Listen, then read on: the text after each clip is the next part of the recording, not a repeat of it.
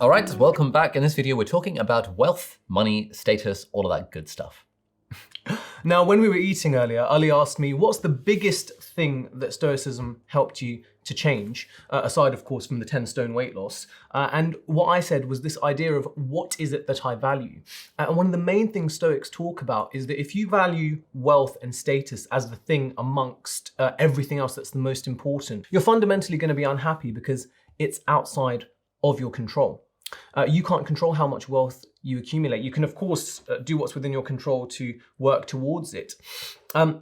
Marcus Aurelius says, people who are excited by fame forget that the people who remember them will die soon. A quote that we've looked at before, but when talking about perspective. But the idea is, okay, fair enough, you accumulate all this wealth and status, but if that's all that you've worked towards, what have you really achieved? And for a Stoic, the highest good is working towards the virtues. And this is something that we don't have the time to go into full depth on, but the idea is, are you being courageous? Are you working towards justice? Are you doing those things that improve your character and that help others? Because Stoicism is fundamentally about helping others, right? So are you working towards those things, or do you just want to accumulate wealth for the sake of it?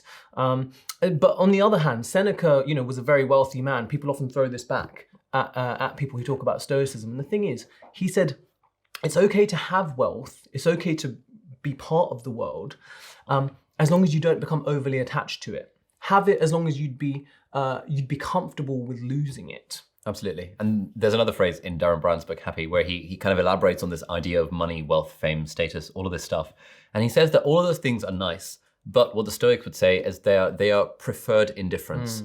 Like, I prefer to be rich rather than poor, but actually fundamentally I'm fairly indifferent to it because it actually doesn't matter. I prefer to be famous than not in some circumstances, but actually, if my fame were taken away from me overnight, I would be completely fine. It would not affect my tranquility. Partly because I've been doing all these things of, premeditating adversity and doing voluntary discomfort and just kind of imagining situations. And so, for me, now that kind of I'm somewhat famous on the internet through the YouTube channel, and I've got a reasonable level of wealth through Skillshare classes, thank you. I often think in kind of that Stoic sense of like, what would happen if all of this was gone?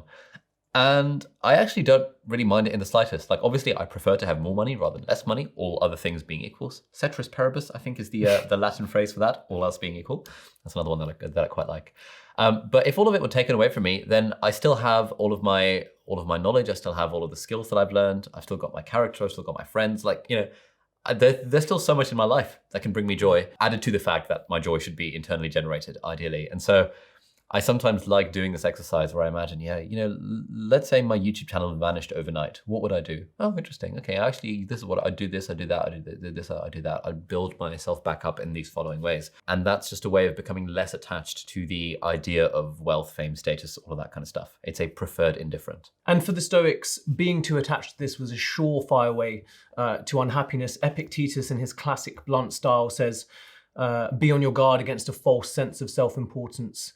We need to stay humble. You could lose everything in a day. And the thing with that is we simply can't control those aspects. And it's so interesting to hear the modern perspective and how, again, 2,000 years ago, all this ancient wisdom that we can now still use to this day and apply to our lives. So that was some tips for how to deal with money, wealth, status, fame, that kind of stuff as a Stoic. Treat them as preferred indifference because ultimately they're outside of our control. Thank you for watching, and we'll see you in the next video.